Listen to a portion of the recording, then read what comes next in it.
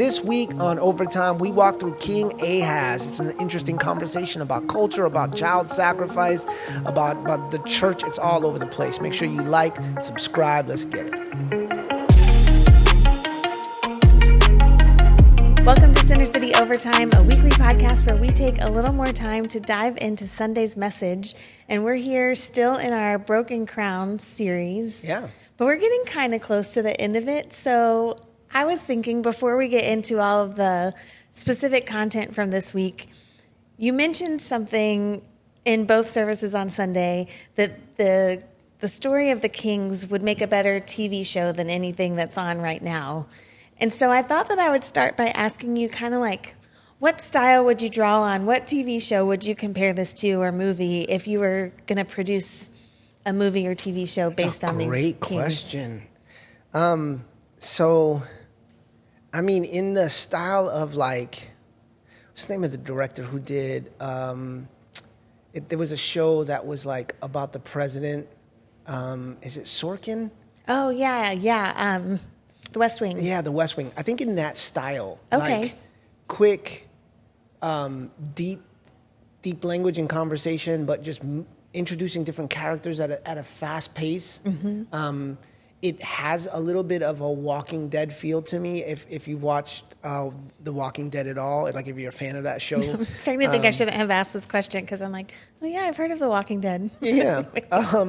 They have no problems nixing, like killing off really important characters. Mm-hmm. So like, it's like if you're watching The Office and Dwight Schrute gets X'd, right? Like a really weird episode of The Office. Yeah, but like you don't expect it. Yeah. But when you read through Kings, like you see these major characters in major storylines, just everything shifts left. This guy's an advisor to the king, and then he gets X'd. Mm-hmm. And so I think in that Sorkin style, I think it would be a phenomenal TV show. Yeah, that's awesome. I kind of expected you to go Game of Thrones, which I also haven't seen, but get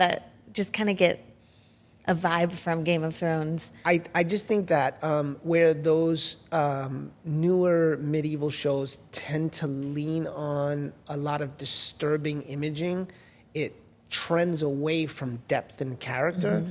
whereas Sorkin has a tendency of really making you fall in love with characters and walk through. And to me, as I've read through Kings, and now I'm actually doing the same thing through 1st and 2nd Samuel, and it's a lot of the same, except it's one major character.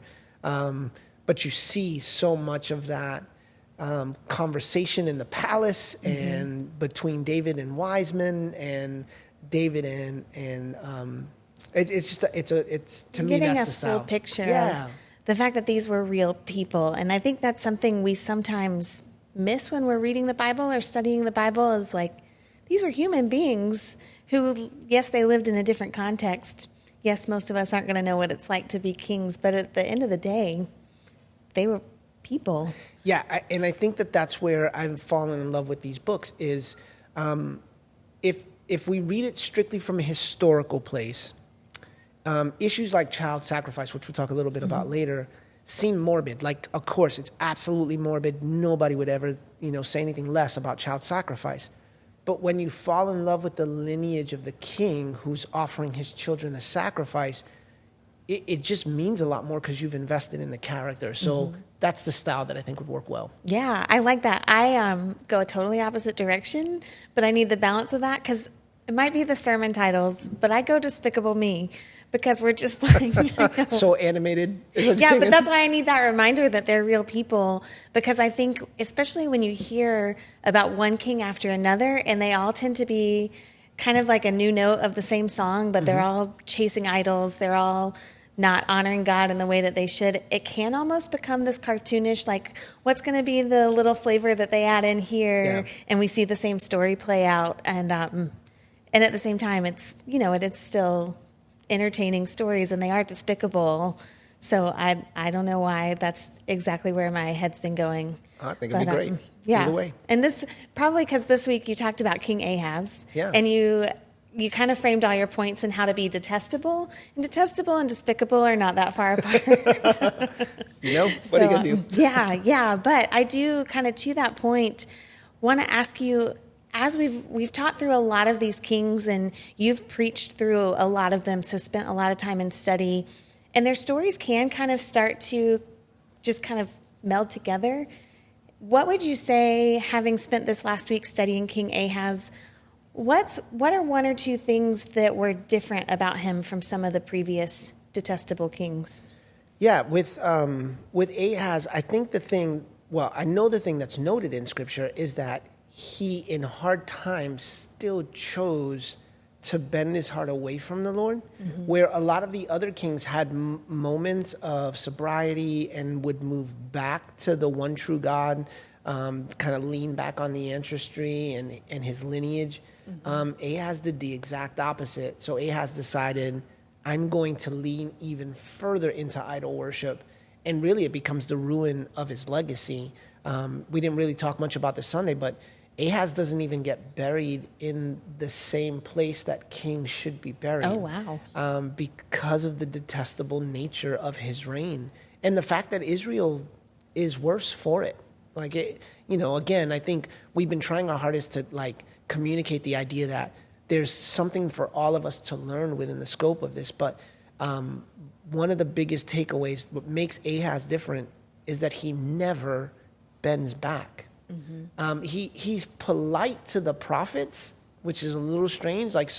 He appeases them in conversation, but he never turns He's like back. a bless your heart kind of person. Yes, he's Southern. He's from South Carolina or North Carolina or something. But he never, again, the Scripture's really clear that he leans the other way in difficult times. Yeah. And you already mentioned child sacrifice, which, got to be honest, that sends me right back to Game of Thrones, because that's like a brutal thing. But talk a little bit about, not in particular King Ahaz yet, but the context of child sacrifice that was happening at this time, not just in Judah or Israel, but kind of in that whole surrounding area.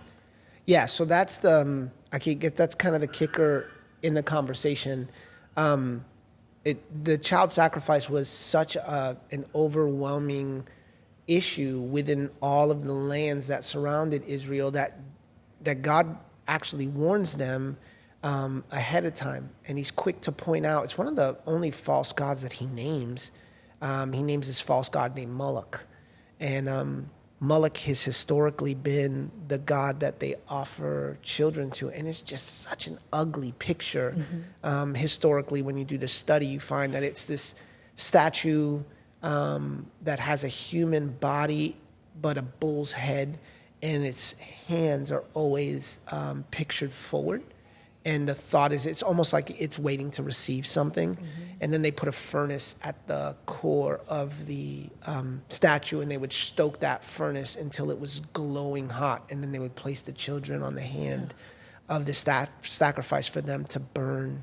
And we see that not just in Ahaz, but other kings of Israel who offered their sons. I think it's critical to understand because lineage was passed down through sonship. So when I offered my son, what I'm saying is two things. I'm saying I'm giving my future to this fake God.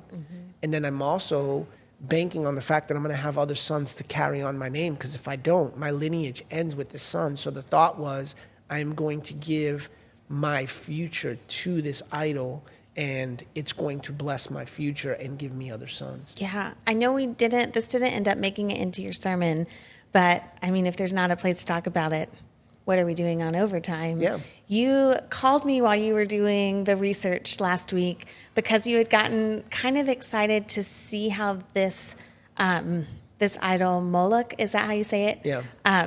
Had tied into the story of Abraham. Do you remember that? Maybe it's just me that I was like, what? Yeah, no. Will you talk a little bit about what some scholars, and of course we can't know exactly everything from that long ago that was going on around, but how some scholars have tied these stories together? Yeah, so some scholars believe that when God is dealing with Abraham and Isaac, it's a picture to separate himself from the other fake gods in that area. Like he wanted them to know, other gods are asking for your children, and I'm saying no.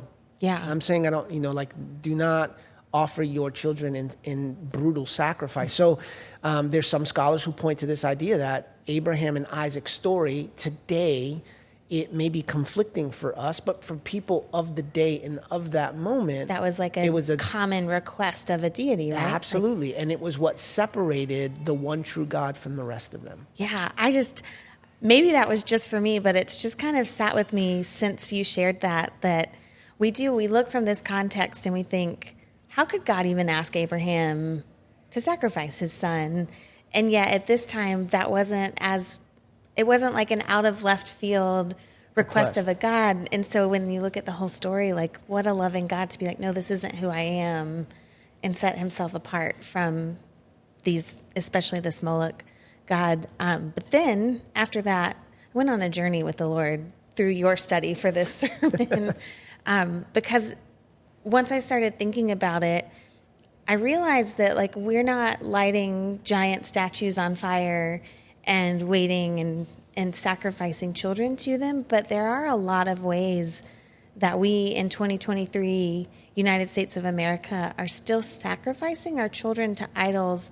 And that's not an easy thing to come to terms with or to kind of realize.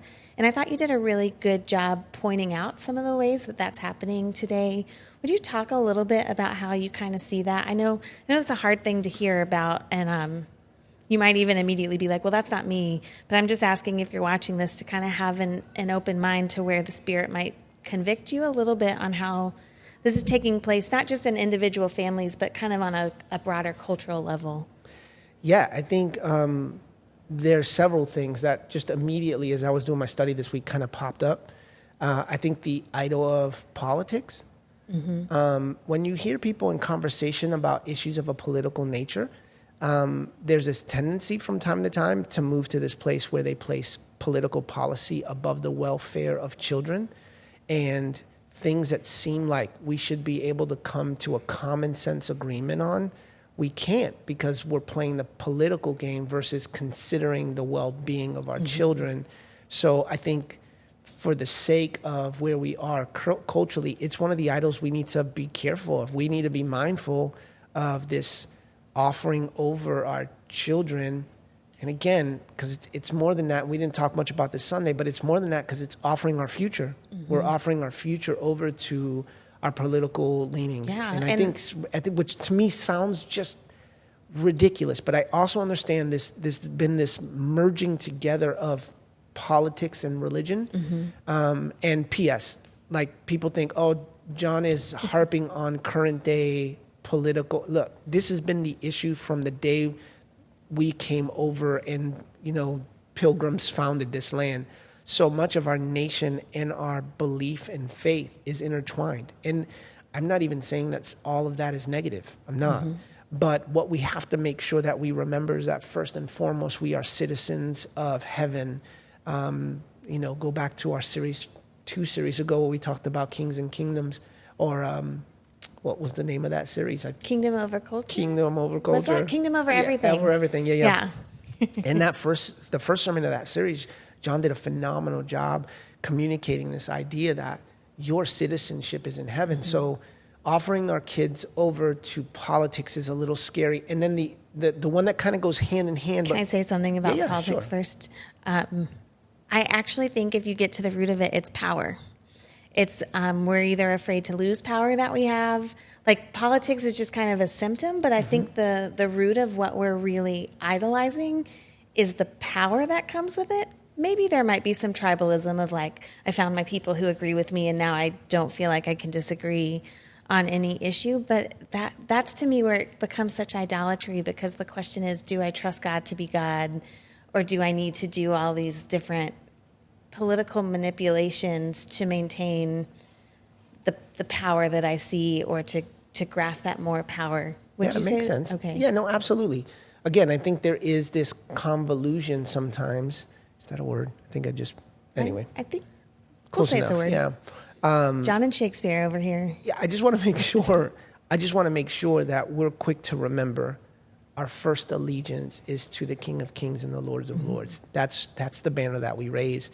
And I struggle a little bit when we find ourselves wholly identifying with political systems, because at the end of the day, because you are a child of the Most High God, your responsibility is first to heaven. Mm-hmm. And so whether that's power, whether that's tribalism, whether that's comfort. It's just what I know. It's what I've always known, and to know anything different is scary.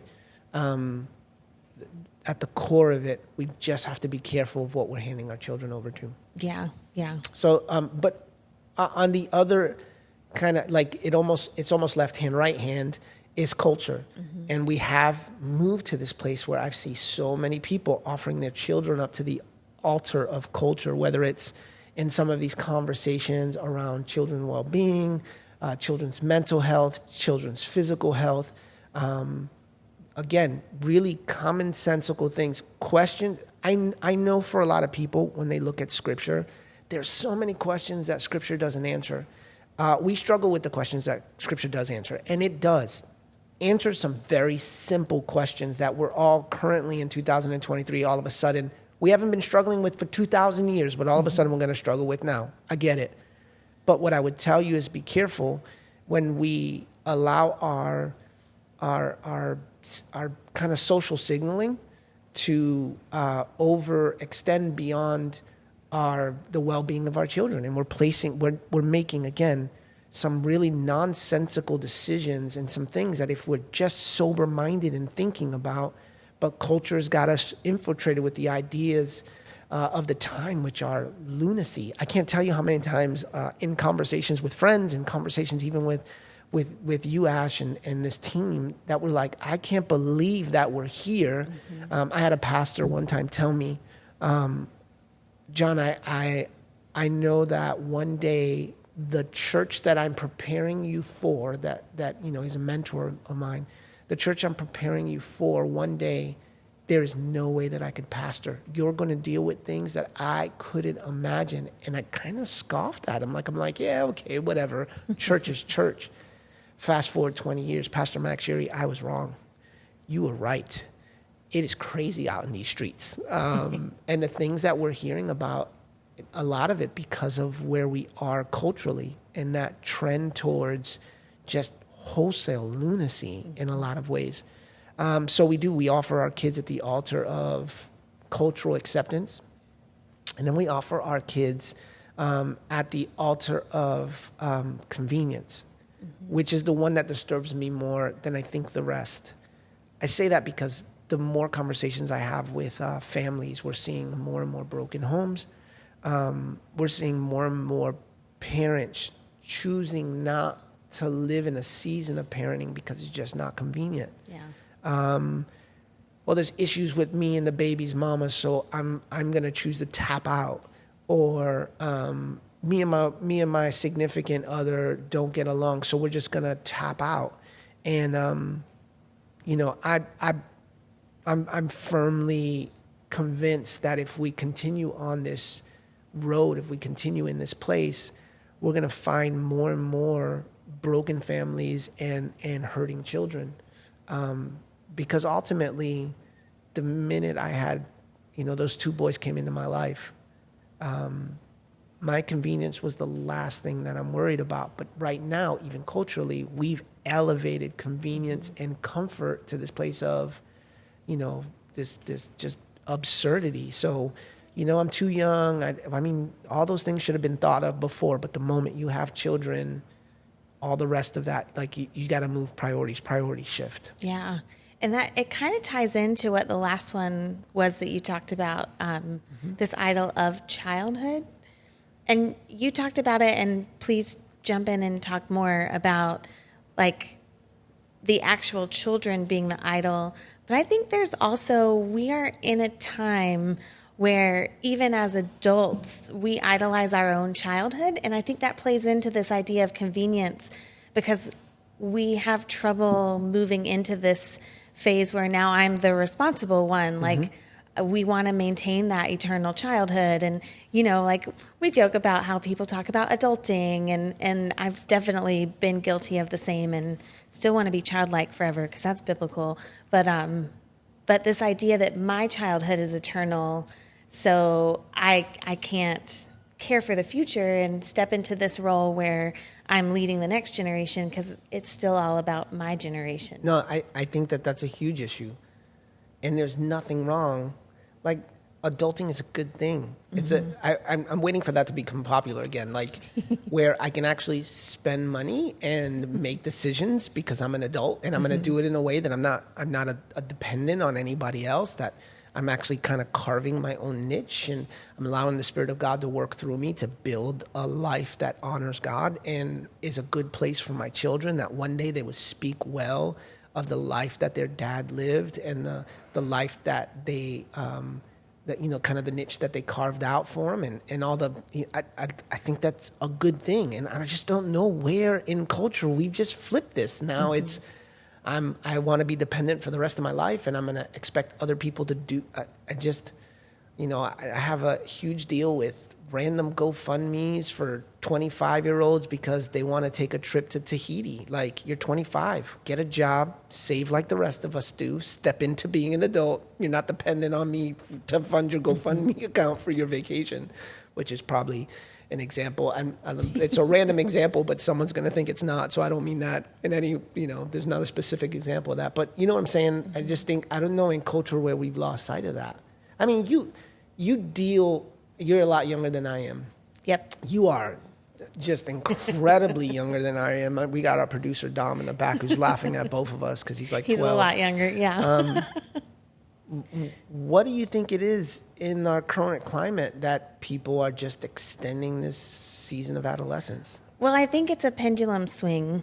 So I think there was this kind of overdone responsibility, like watching a generation ahead of us. And please know when I say this, my parents did a great job of balancing work and being home and present. But there were a lot of people who watched their parents just like idolize work and were at the office all the time, and that was the priority. And so I think there was a little bit of pushback to that. Like, it started in a good correction kind of way, where I don't want my job to be everything that defines my whole adult life, because my family is important and the things that I care about are important. And sometimes, like, I thank God every day I get to be a pastor, because that those things that I'm passionate about also align with what I do Monday through Friday, 9 to 5.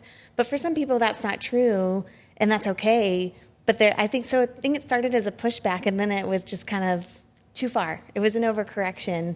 That's at least as I've thought about it every now and then, kind of what I've seen is this idea of, no, you can't ask me to work all the time. But now it's like, so I'm not going to work at all, and I'm just going to kind of be this eternal child.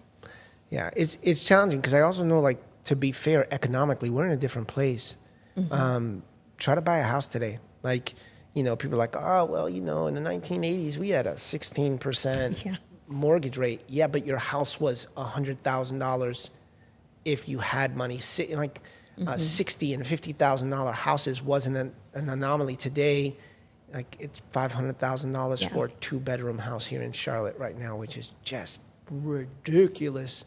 So I also understand not just a desire to some degree to stay in that place. I don't know if I understand the desire, but I do understand the need for some people to be 35 years old still trying to figure out how to step into that fully. I think all of this, like, I wasn't kidding when I said one of the things that I pray is to maintain a childlike spirit. So I'm not criticizing that attitude and spirit, but I think some people do that at the cost of responsible living and being a good neighbor and, you know, like, participating in community and that sort of thing can sometimes get lost at this, like, no, I'm just going to play video games, or, like, I think there's a balance, and it's not saying if you don't own a house at 35, I didn't own a house at 35, that you're being a child.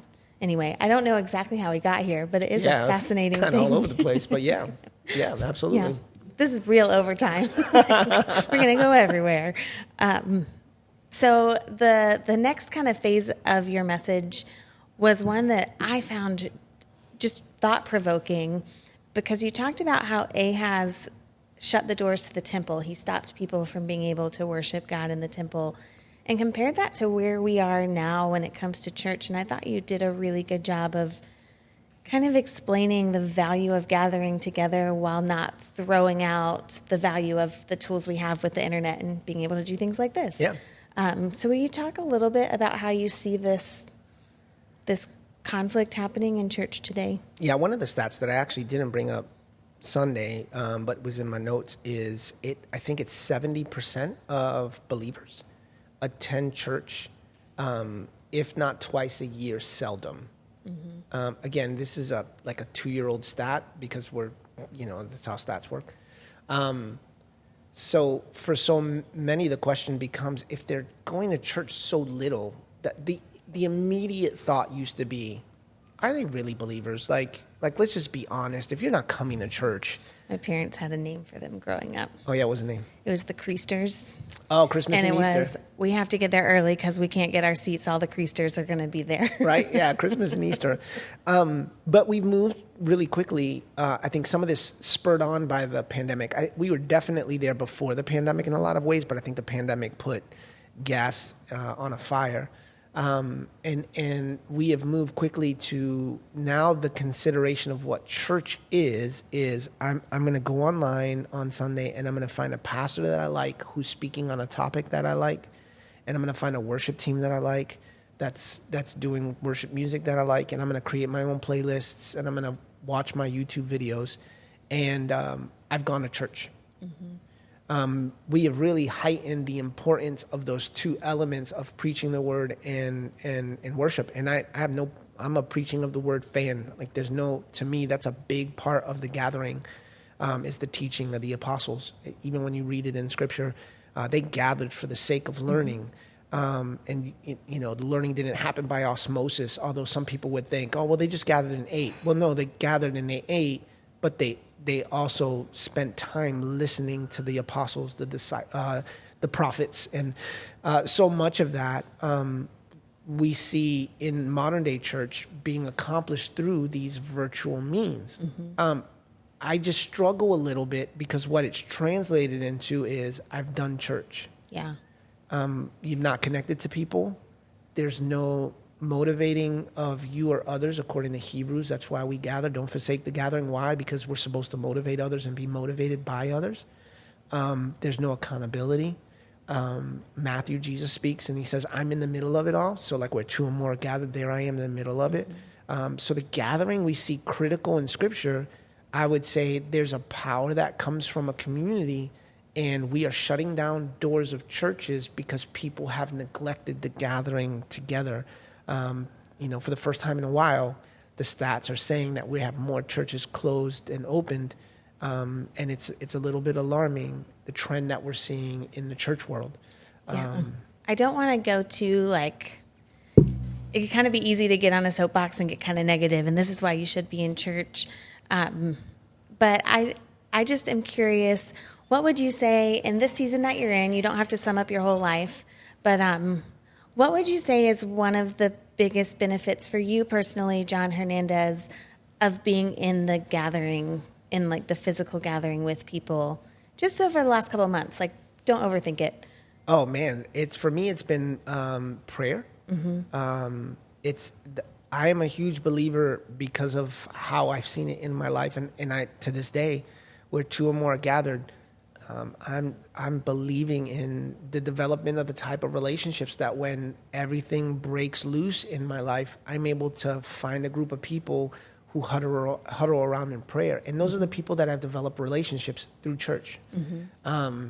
And it's not like distant people, it's people who are close. And again, I have distant friends, so I want to make sure that I'm clear. And I do lean into those distant friends when we're at seasons of crisis for prayer. But even those distant friends have been developed through my time in church, right? Like we all met in youth group together.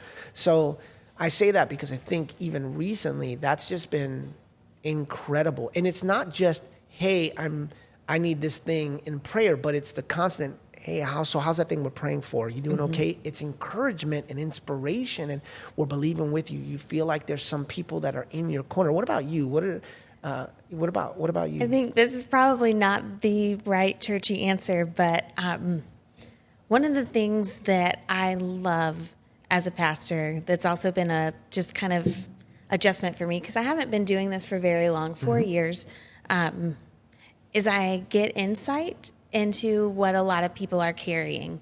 Like when people walk in to worship on Sunday morning, a lot of times I know more than I did when I was coming as a church member about health issues that have happened and just different things that people have going on. And then knowing that when I participate in worship with the community and when I can actually, like, sometimes I'm that person who has my eyes opened and I'm looking at the other people worshiping with me. And it's not because I'm not fully worshiping God, but it's because I'm so encouraged by seeing someone worship when I know some of the struggle they're going through and some of the sacrifice that is, or on the flip side, when I know that God has just answered something they've been praying about for years and years. It just helps me to get a little bit outside of my own struggles or my own life and just that personal connection with God. And as a community, see all the different ways that he's there and just, I don't know, just be buoyed up and able to worship more sincerely because I'm with people that I know what they're walking through. So I think that's a big part of it, because I think a big part of the gathering is that it's a space where I'm known, and that I know others. yeah, And I think we're missing that, and we're saying that, well, I have my group of friends, that could happen there. But one of the big things is also people who are willing to keep you accountable and challenge you and help grow you. So I'm a little bit afraid, and that's probably the wrong word. I do know that it feels like the world is just primed for the church to have a resurgence, because so many people I talk to who are not in church, every conversation seems to be, oh, that would be solved if you were just part of a healthy community. Just get into a healthy community. And that's I know that's daunting for a lot of people because... Well, and a healthy community is not a perfect community. Absolutely. And I think sometimes we mix those up. There are some unhealthy communities. I'm not saying that there aren't. But sometimes we think a healthy community means there's never any conflict. Everyone is on the same page about everything, and that's just not the case. Yeah, no, matter of fact, I think if everybody thinks the same exact way in a community, it's not healthy. So, I do think that it takes time. You're not going to find the health of a community just by showing up for 2 weeks. That's not how that works. You need to be willing to do the work and engage and stepping in, and that's scary for some people. But just more than ever, it's funny because even in the passage, even in Scripture, you see a compelling of people coming together because the day of the Lord is close at hand. Like, the closer we get to the return of Jesus, the more important the gathering of the family is. Yeah. Well, as we kind of wrap this one up, do you know where we're headed? An absolute monster with a redemption story at the end of it. Yeah. I'm excited. Yeah, this is our last one. And this king is horrific, but then finds a moment of sobriety and it all changes. Yeah. So I'm a little excited because I think all of them ended up with some form of hope, but this one is just super hopeful. Yeah, a lot of times that hope is not from the example of the same king. No. And this week we're talking about King Manasseh. So if you want to read ahead, his story is in 2 Kings, I think chapter 21, but look around if it's not there, and then also in 2 Chronicles chapter 33. And so you can pre-read and be excited about it, but it's going to be a good one. Yeah, I'm excited. This series has been challenging in so many ways, and then kind of gets us perfectly geared up for the fall. Yeah. I'm excited. So we'll be here 9 o'clock and 11 in person, streaming online at 11 on Sunday. We will see you then.